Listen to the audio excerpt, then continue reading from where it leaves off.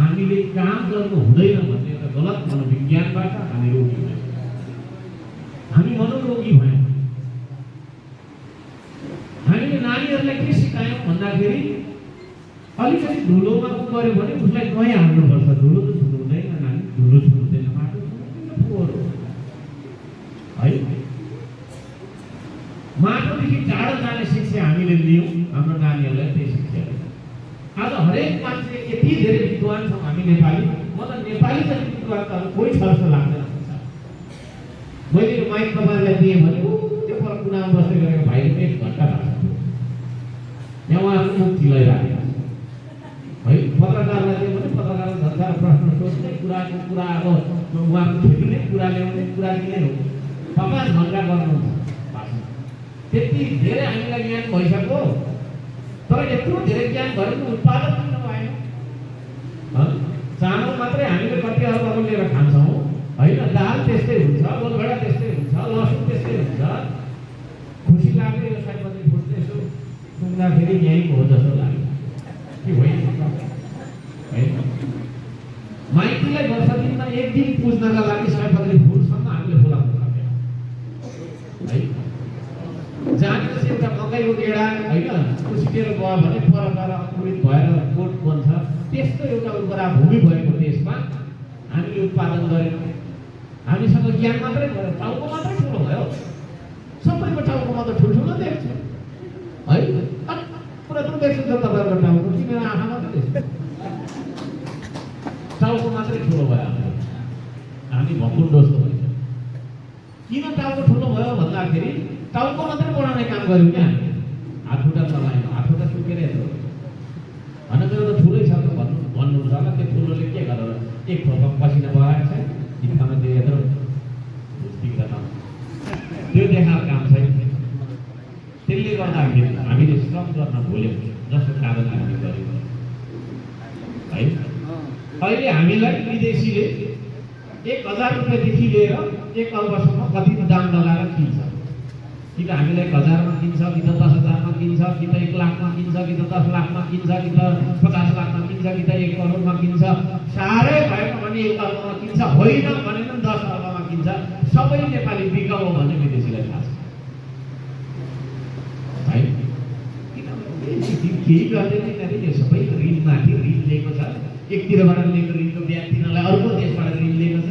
यस्ता यो चाहिँ नि हुन्छ भनेर उनीहरूलाई थाहा है। विदेशको एम्बासडर त्यो देशको प्रधानमन्त्री भन्दा ठुलो हुन्छ है। त्यतातिर नलैजाउँ। किन त्यस्तो भयो त भन्दाखेरि हाम्रो औकात छैन। उनीहरूलाई राम्रोसँग थाहा छ कि नेपाली भनेको गइगुज्रेको, यिनीहरू हाम्रो घरमा भाँडा माझ्न आइकन हाम्रो देशमा चाहिँ श्रम गर्न नआइकन यिनीहरूले भात खान पाउँदैन, के ठुलो कुरा गर्छ भन्ने उनीहरूलाई राम्रो थाहा छ।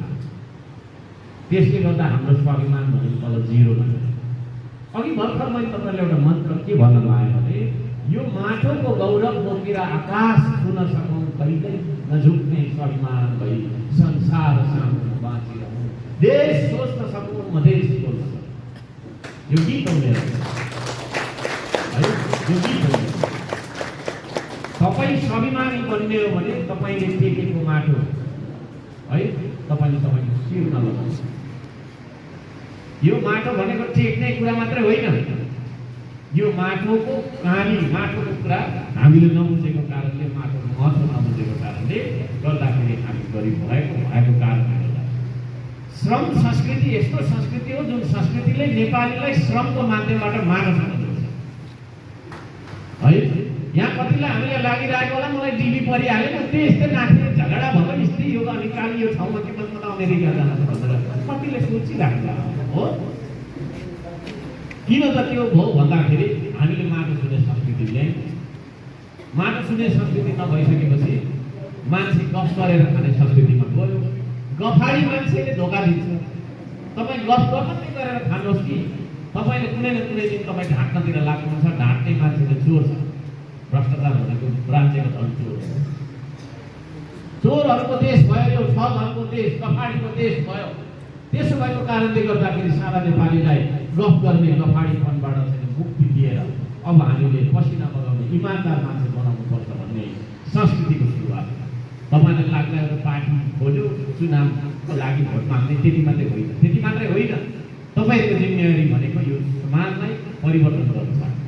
तपाईँ परिवर्तित हुनुपर्छ है। तपाईँ परिवर्तित हुनुपर्छ र तपाईँले समाजको, तपाईँको मनोविज्ञानलाई परिवर्तन गरेर नेपालीहरूलाई श्रमसँग जोडेर, श्रम हुँदै माटोसँग जोडेर यो माटोमा चाहिँ हामीले उत्पादन गर्नुपर्छ भन्ने कुरातर्फ हामीले लाग्नुपर्छ। त्यसका लागि हरेक मान्छे यहाँ हर्कसाम्बाङ भनेको एकजना धरानको मान्छे मात्रै हो भन्ने होइन। यु आर है, तपाईँ हो त्यो संघाता, तपाईँ हो त्यो नेता। म त्यो पनि भन्छु, हामी सबै नेतृत्व, यहाँ बस्ने मात्रै नेतृत्व, तपाईँको माला लाउने खडा लाउने मात्रै नेतृत्व भन्ने होइन। नेतृत्व भनेको पर बसिराख्ने भयो है। तपाईँ आफ्नो नेता, तपाईँ आफै मैले बारम्बार भन्ने गरेँ, तपाईँको नेतृत्व म सक्दिनँ। किनभने तपाईँको मनलाई कन्ट्रोल गर्ने मान्छे भनेको तपाईँ ठुलो म होइन। तपाईँको व्यवहारलाई, तपाईँको बोलीलाई नियन्त्रण गर्ने मान्छे, प्रयोग गर्ने मान्छे तपाईँ ठुलो म होइन। त्यसो भएको कारणले नेतृत्व हामी सबैलाई जिम्मेवारी लिनु भनेको नेतृत्व गर्नुपर्छ। नेतृत्व गर्नु भनेको भाषण गर्नु होइन है, आदरणीय दाजुभाइ दिदीबहिनी। तपाईँले लाग्ला भाषण गर्नु चाहिँ नेतृत्व रहेछ भने होइन। भाषण गर्ने मान्छेले नेतृत्व बनाएको कारणले देशले धोका पायो है। त्यसो भएको कारणले भाषण गर्ने मान्छे नेतृत्व होइन, जिम्मेवारी वहन गर्ने मान्छे नेतृत्व हो। अब तपाईँको काममा के जिम्मेवारी आएर भन्दाखेरि अब तपाईले तपाईँ जस्तै अन्य मान्छेहरूलाई पनि यो श्रम अभियानमा जोड्नका लागि भूमिका खेल्ने नेतृत्व, त्यो जिम्मेवारी तपाईँले लिनु। म सबैजनालाई के भन्छु, यहाँ उपस्थित हुनुहुने सबैजनाले है, हाम्रो उपस्थिति भइ घुमिराखेको होला, तर कुर्ती धेरै लगाउनुपर्छ। मैले सम्झाउनु पर्ने थियो, एउटा मात्रै भइएको धेरैले लेखेर हुँदैन, 2-3 कपी गर्नुपर्छ। त्यसमा नाम है, हर्कसाम्बाङको कुरा सुन्यो, ठिकै लाग्यो भन्ने मात्रै होइन। अब तपाईँले के गर्ने भन्ने कुरा चाहिँ है तपाईँको जिम्मेवारी हो भन्न चाहन्छु। म सबैजनालाई त्यो भन्न चाहन्छु। सबै तपाईँहरू